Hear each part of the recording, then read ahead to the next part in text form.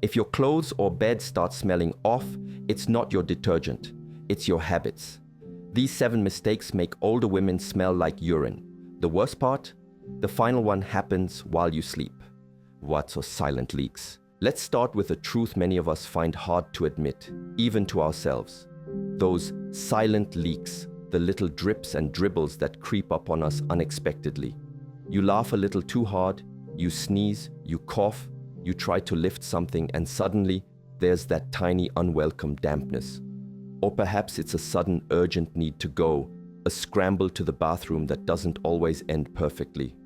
We rationalize it, don't we? Oh, it's just a little bit, we tell ourselves. It happens to everyone our age. We might even start subtly planning our days around bathroom availability, avoiding certain activities, or choosing darker clothing just in case. This quiet acceptance, this normalization of even minor bladder leakage is the first critical mistake doctors warn against. It's the mistake of ignoring the early warning signs, dismissing them as inevitable rather than recognizing them as signals that something can and should be addressed. You see, even a small amount of urine, when it consistently escapes, provides a breeding ground for bacteria and can quickly lead to an amplified odor. It's not just the urine itself, but how it interacts with fabric, with skin, and with the microscopic world around us. And the longer these small leaks go unaddressed, the more the surrounding skin can become irritated, leading to a vicious cycle of discomfort and increased susceptibility to odor. This isn't just about managing a smell, it's about understanding the underlying mechanics of what's happening in your body and taking proactive steps to support it. The good news, my dear, is that this is absolutely not an inevitable part of aging, and there's a powerful, accessible habit we can cultivate. Pelvic power. We hear about Kegels, don't we? Just squeeze, they say. But there's a world of difference between a vague squeeze and a precise, effective pelvic floor exercise. Imagine your pelvic floor as a sling of muscles, like a hammock, supporting your bladder, uterus, and bowels. Over time, due to childbirth, hormonal changes, and gravity, this hammock can lose its tension, its elasticity.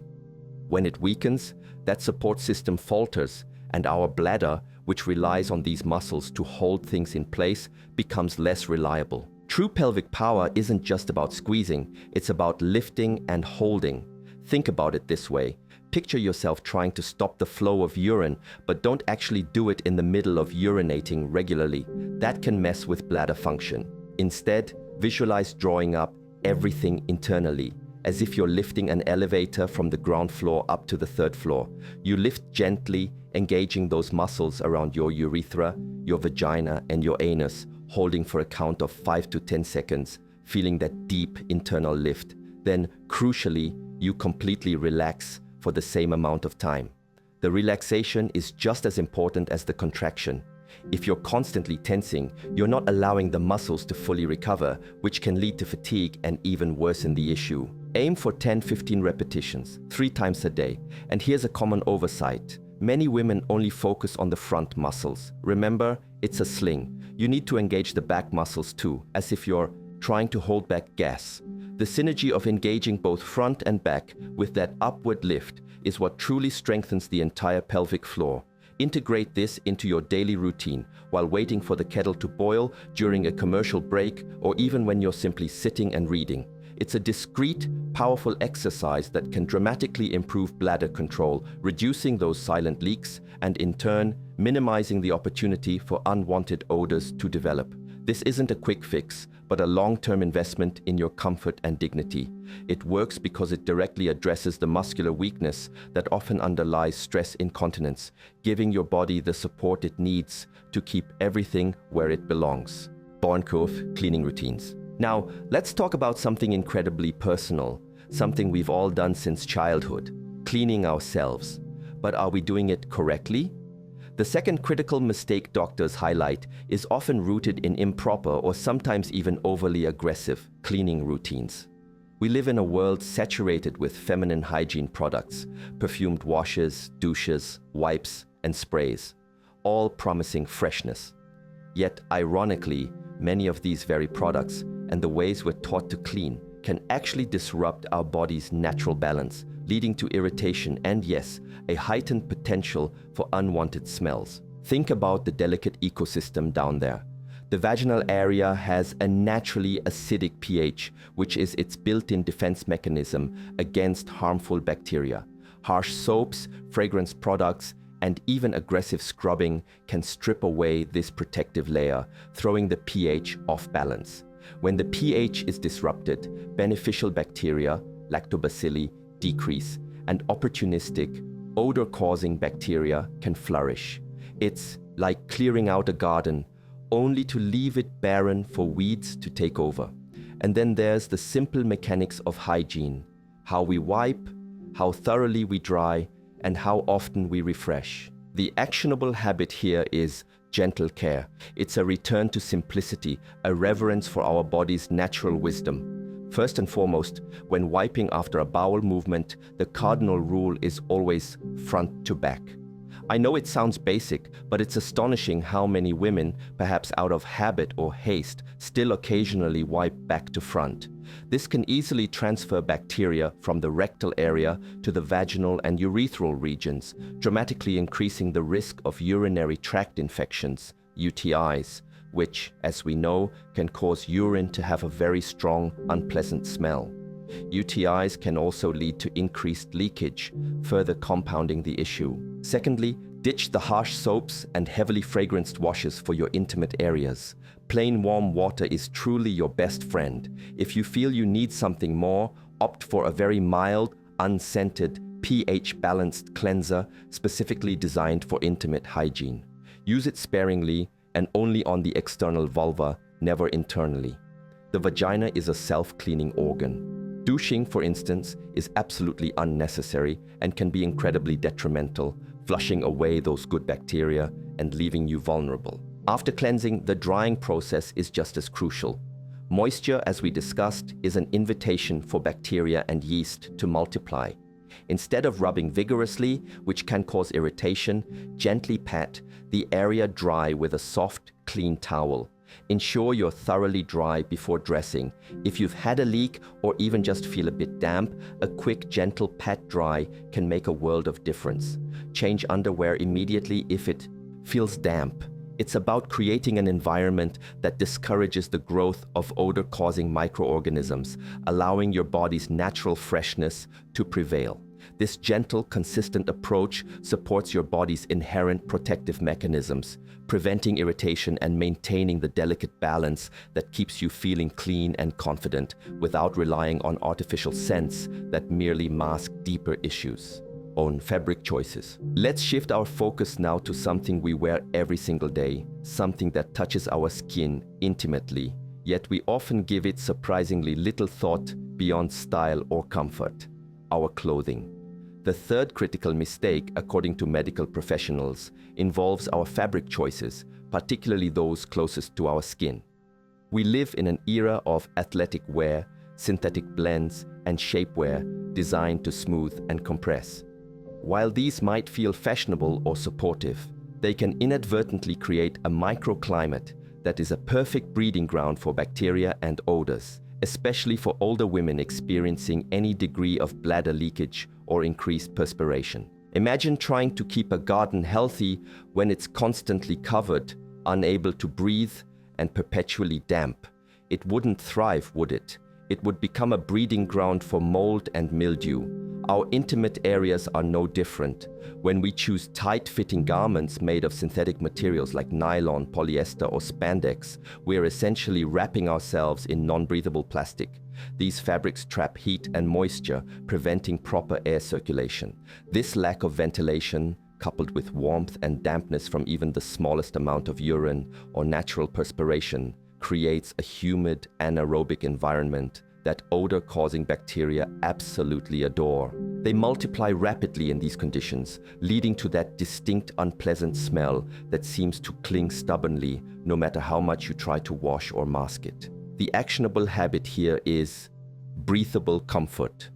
This means making a conscious, deliberate choice to prioritize natural, breathable fabrics for your underwear and any garments that are in direct contact with your intimate areas. Cotton, my dear, is your absolute best friend. Why cotton? Because it's a natural fiber that breathes. It allows air to circulate, which helps to keep the area dry and cool. It wicks away moisture much more effectively than synthetics, and it's less likely to trap heat. When moisture evaporates, bacteria have a much harder time thriving, and odors are significantly reduced. Beyond underwear, consider your general clothing choices. Opt for loose-fitting pants, skirts, or dresses made from cotton, linen, or other natural fibers. Avoid excessively tight jeans or restrictive shapewear, especially for prolonged periods. These constrict airflow and can press against the bladder, potentially exacerbating leakage. Even your sleepwear can play a role. Choosing loose cotton pajamas allows your skin to breathe and recover overnight. And let's not forget laundry habits. Make sure you're washing your underwear regularly with an unscented hypoallergenic detergent. If you use fabric softener, ensure it's also unscented and use it sparingly, as some residues can irritate sensitive skin. A thorough rinse cycle is essential to remove any detergent residue that could contribute to irritation or alter the natural skin pH. By embracing breathable comfort, you're not just making a style choice. You're creating a healthier, more balanced environment for your intimate areas, significantly reducing the chances of odor development. It's a simple change, but its impact on your daily freshness and confidence can be truly transformative. But hydration habits. Now let's talk about something incredibly fundamental to our overall health, yet often misunderstood when it comes to bladder issues and body odor: water. The fourth critical mistake doctors often observe is a seemingly counterintuitive one: inadequate hydration. Many women, fearing leakage or frequent bathroom trips, consciously or unconsciously reduce their water intake. The logic seems sound on the surface. If I drink less, I'll pee less. But this, my dear, is a trap. It's a mistake that can exacerbate the very problem you're trying to avoid, particularly concerning urine odor. When you don't drink enough water, your urine becomes highly concentrated. Think about a glass of orange juice versus a highly diluted orange drink. The concentrated juice has a much stronger color and a much more potent smell. It's the same with your urine. Concentrated urine contains a higher ratio of waste products and ammonia, which results in a much stronger, more pungent odor. Beyond the smell, highly concentrated urine is also more irritating to the bladder lining. This irritation can actually increase urgency and frequency, paradoxically leading to more leaks, not fewer. It's a vicious cycle where dehydration contributes to stronger smell and potentially worse incontinence, all while you're trying to avoid the bathroom. The actionable habit here is smart sipping. This isn't about guzzling gallons of water at once. It's about consistent, adequate hydration throughout your day. Aim for clear or very pale yellow urine as your guide. If your urine is dark yellow or amber, you're likely not drinking enough. For most older women, aiming for around 6 to 8 glasses, approximately 1.5 to 2 liters, of water daily is a good starting point. But listen to your body and consult your doctor for personalized recommendations. But it's not just about quantity, it's about how you drink. Smart sipping means spreading your fluid intake throughout the day. Don't wait until you're parched. By then, you're already dehydrated. Keep a water bottle handy and sip from it regularly. Set reminders on your phone if you need to. And here's a critical nuance. While water is paramount, be mindful of other beverages. Caffeinated drinks like coffee and tea and alcoholic beverages are diuretics. This means they cause your body to excrete more fluid than you take in, leading to dehydration and, yes, more concentrated, stronger smelling urine. They can also irritate the bladder, increasing urgency and the risk of leaks. Limit these or enjoy them in moderation, always balancing them with plenty of plain water. The science behind this is straightforward. Water helps to dilute waste products in your urine, making it less concentrated and less odorous. It also helps your kidneys function efficiently, flushing out toxins and maintaining overall body health. By ensuring you're adequately hydrated, you're not only reducing urine smell but also supporting your bladder health, potentially decreasing irritation and improving its capacity. It's a simple, foundational habit that underpins so many other aspects of your well-being, and it's a powerful antidote to that persistent, unwanted urine odor. Don't be afraid of the water. Embrace it and watch how your body thanks you. That's dietary triggers. Now, let's talk about something incredibly personal and often overlooked, what we put into our bodies. The fifth common mistake doctors point out is a lack of awareness regarding dietary triggers that can directly influence not just our general body odor, but specifically the scent of our urine. We focus so much on external remedies, but often forget the profound impact of our internal chemistry driven by the foods and drinks we consume. This isn't about deprivation, my dear, but about understanding and mindful choices. You see, our bodies are complex chemical factories. When we eat, food is broken down, absorbed, and metabolized. The byproducts of this metabolism are then filtered by our kidneys and excreted in our urine. Certain compounds in particular foods can, when processed by the body, produce volatile substances that carry a distinct aroma, which is then released in our urine. For some women, this can be subtle, but for others, especially those with already sensitive bladders or certain metabolic predispositions, the effect can be quite pronounced. This isn't just a fleeting scent, it can linger and contribute to that persistent, unwelcome odor we're trying to avoid. The actionable habit here is conscious eating. This involves becoming a detective of your own diet, identifying potential culprits, and making informed adjustments. Some common dietary offenders known to alter urine odor include asparagus, which is notorious for producing a sulfuric compound, asparagic acid, that gives urine a strong, distinct smell in many people. Garlic and onions, when consumed in large quantities, can also release sulfur-containing compounds. Coffee, while a beloved morning ritual for many, can not only dehydrate you, as we discussed, but also contain strong-smelling metabolites that pass into urine. Highly processed foods, artificial sweeteners, and very spicy dishes can also sometimes irritate the bladder or contribute to a less fresh overall scent profile. So, how do you practice conscious eating? Start by paying attention. For a week or two, keep a simple food diary.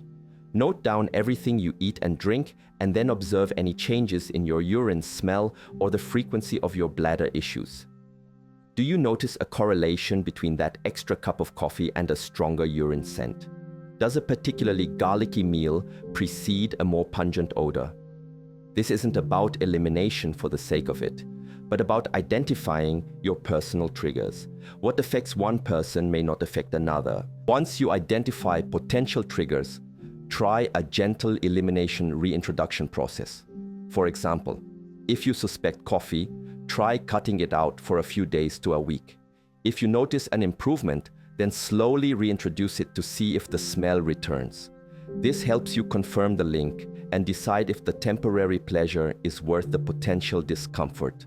Also, consider the role of gut health. A healthy gut microbiome contributes to overall detoxification and a balanced internal environment. Incorporating fermented foods like yogurt, kefir, kimchi, or taking a high-quality probiotic supplement can support a healthier gut, which in turn can positively influence your body's overall scent. By becoming attuned to how food impacts your body's chemistry, you gain incredible control over a surprising aspect of your personal freshness. It's about nurturing your body from the inside out, making choices that align with comfort and confidence, not just fleeting taste. Nursang's product pitfalls. Let's be honest, my dear. When confronted with an unwanted smell, our first instinct is often to mask it. We reach for sprays, scented pads, douches, and a whole array of products promising freshness. This, however, is the sixth critical mistake doctors warn against: falling into the trap of product pitfalls, using quick-fix solutions that actually do more harm than good. It's like putting a beautiful, fragrant band-aid over a gushing wound. It might look appealing for a moment, but it does nothing to stop the bleeding and can even lead to infection. Many of these feminine hygiene products contain strong perfumes, alcohol, and chemicals that, while initially covering up an odor, quickly become irritants. Remember that delicate pH balance we talked about. These products can brutally disrupt it, leading to irritation, itching, burning, and even allergic reactions. When the skin and mucous membranes in our intimate areas become inflamed or irritated, they become more susceptible to bacterial imbalances, yeast infections, and even further leakage. So, in trying to solve the problem of odor, we inadvertently create new problems or worsen the original one, leaving us in a cycle of discomfort and frustration. The very products designed to make us feel clean can, in fact, make us feel anything but. The actionable habit here is root solutions. Instead of masking, we must commit to addressing the root cause of the odor. This means revisiting everything we've discussed so far, strengthening your pelvic floor, practicing gentle hygiene, choosing breathable fabrics, staying hydrated, and being mindful of your diet. These are the fundamental, long-term solutions that will truly eliminate the odor, rather than just covering it up temporarily. When it comes to absorbent products, if you do experience leakage and need protection, choose unscented liners, pads, or absorbent underwear specifically designed for bladder leakage. These are different from menstrual products. They are designed to quickly absorb and lock away urine, preventing it from sitting against your skin and neutralizing odor. Crucially, change these products frequently.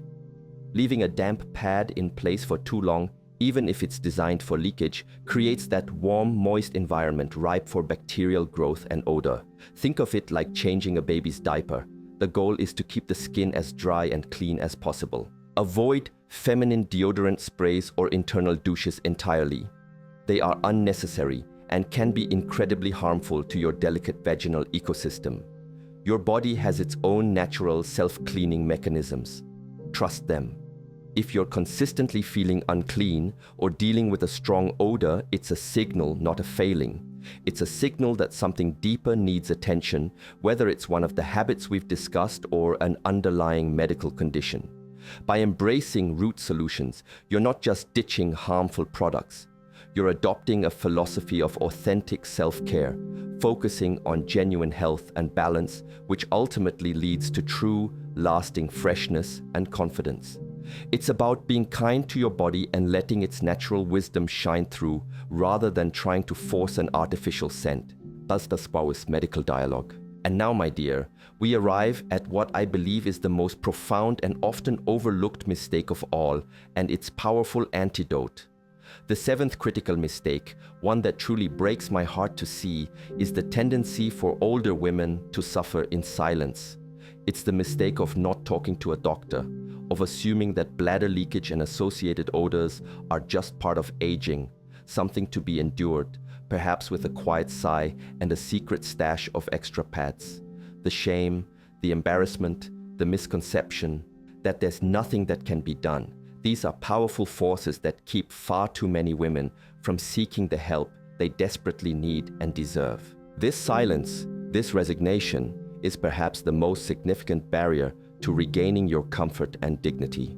Doctors warn vehemently against it because they know with absolute certainty that this issue is not just a normal part of aging.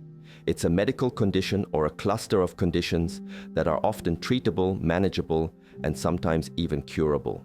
To deny yourself professional guidance is to deny yourself the very solutions that could transform your daily life, making you feel free, confident, and utterly refreshed once more. You wouldn't ignore a persistent cough or a new pain, would you?